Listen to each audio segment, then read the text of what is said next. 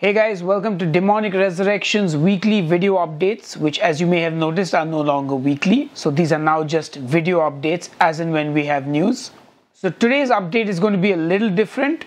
We did something called an AMA on our Facebook page where you guys could post a question that you have for me and I'm going to answer it. But before we get into the AMA, I'd like to share some news with you guys.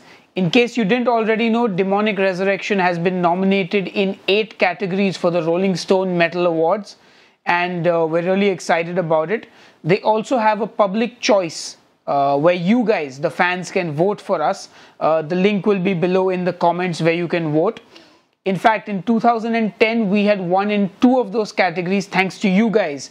Because you voted for us, we won. So we hope that this year you too will vote for Demonic Resurrection. Once again, the link is in the comments. Now let's get to the AMA, which is the fun part. So we had a lot of questions, about 53 so far, and you can probably still post them. If it goes on too long, I'm going to make this a double episode. So I'll do another video where I answer the remainder of the questions. So let's get started. So the first question is from Soumyajit, who asks, on the way up your ladder, what was the toughest moment, how you got into it, and how you managed to get out? To be very honest, as a band, it's been many ups and downs. I would say some of the hardest times have been when band members quit. 2 instances that I recall were back in 2002 when Yash quit the band. It was just before we were playing at Independence Rock. And luckily at that time Virender Keth filled in for us. Little did we know that 5 years after that he joined the band full time. And I think then in 2006 a similar thing happened with JP. He quit just before IROC, and that time Rahul Hariharan from Bhayanak Maut played drums for us. So I think that was the hardest probably for us, lineup changes very specifically. But other than that, I mean, everything else is part of the ups and downs of being in a band, He also asks, how tough is it to hold your position or rather create your position internationally?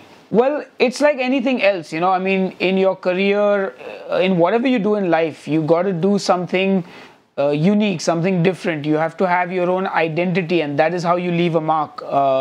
We're still slowly making a dent into the international space. To be very honest, we're just starting to break through the surface. And I think maybe in 5 or 10 years time, you could say we would have a position. I think about holding your position, it's not like a music chart or anything, but I think as a band, you need to be active and constantly release new music and play as many shows as possible. And that's going to keep your fans interested, because you're only going to go as far as your fans let you go. So I hope that answers your question. Next, Akhil Menon asks, if you could form a dream band that could include any musician, what would the band lineup be like? Wow, that's a tricky one. There are so many musicians I would love to collaborate with, but just off the top of my head, maybe George Colliers on drums, Alex Webster on bass, Nergal on guitars, maybe myself on rhythm guitars and vocals, and Nergal could do all the backing vocals, and maybe Mustis ex Dimmu Borgir on keys. I think that would be quite a solid band to play in. There could be many more permutation combinations, but I'll just stick with that one for right now. Then we have a question from Rana Deep, who says, what does it take to perform a perfect depth growl and screech like you do? I'm assuming deep growl, not depth growl. Well, I don't think I'm doing anything perfectly. I mean, what is perfect, to be really honest? I think with vocals especially, a lot of it is personality, because you can do whatever you want and you can try to sound however deep you want, like try and be like really deep and all that. But at the end of the day, your voice is your voice. You can only change it so much. So I think it's important to work on your technique to make sure that you are singing or growling correctly and not hurting your throat. And I think you should try and find your own voice. That is, I think, the most important, Don't try and sound like someone else. Try and sound like yourself and do the best that you can. There's more to vocals than just the depth of your growl, timing, creativity. There's so many other things. So, work on all those and find your own voice. Next, we have a question from Dave, who says, will you guys ever hit South Africa for a tour? Also, Andreas says, do you think Demonic Resurrection has chances of touring South America, especially Chile? And Meban says, any tour dates for the Northeast maybe? So guys, we would love to tour all those places. In fact, we like to tour the entire world. The day that we get a reasonable offer from there where we don't go bankrupt, we will definitely make every effort possible to come and play there. You guys can also help by letting your local promoters know about Demonic Resurrection. You know, if you know guys who organize shows or tours in your area, let them know about DR. Let's try and work something out. We're open to coming and playing in any city. Next up, I have a question from Jebish, who says, what kind of music you're into apart from metal? To be very honest, I listen to mostly metal, but I do like some alternative music like Bush, REM, Pearl Jam, a couple of tracks here and there, to be very honest. I also like a lot of 80s and 90s pop music, a lot of hard rock, classic rock. I'm open to most genres, but these are the things that I kind of listen to. It's most of the stuff that I grew up on. But to be very honest, most of the time, it's still metal. AJ Menzies asks, do you get ungentle near sharp knives? I most certainly do not. Pratik Vaidya asks, which bands are your favorites and from which bands has your music been influenced?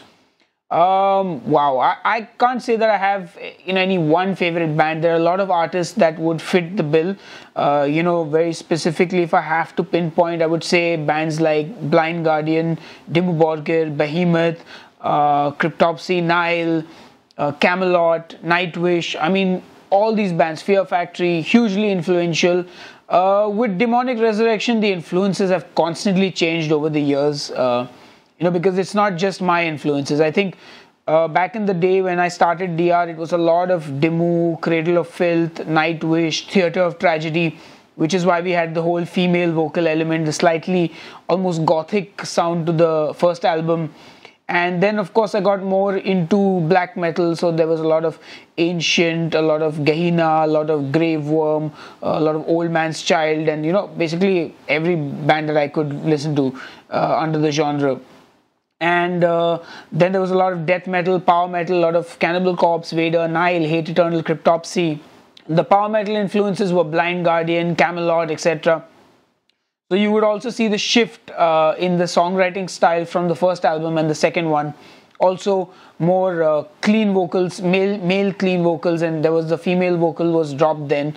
And then of course a lot of modern influences also have always creeped in. I mean, I've been a big fan of bands like Soilwork and In Flames.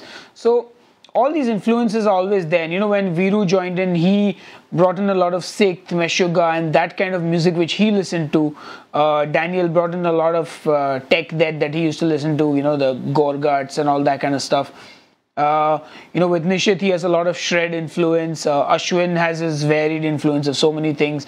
Mephisto's a lot into black metal. So, I mean, all these influences kind of shape the sound, but I would say by and large, I think we are closer and closer to sounding like Demonic Resurrection and less than the sum of our influences.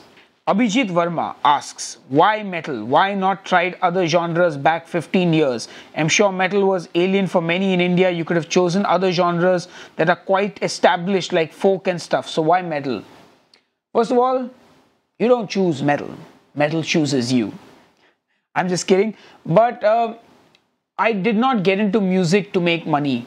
I did not get into music for a career.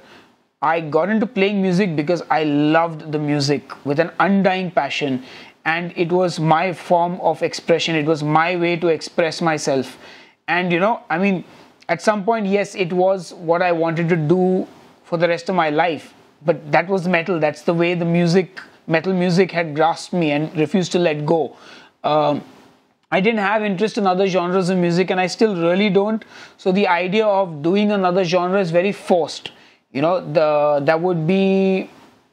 would not be being true to myself then. It would be no different than me going and doing an MBA or being a CA or something, because my heart would not be in it. I mean, yeah, it is music, but it's not the music I want to do. So I'd rather, do metal and leave the folk genre to the guys who are good at it and who really believe in that music. So yeah, I hope that answers your question.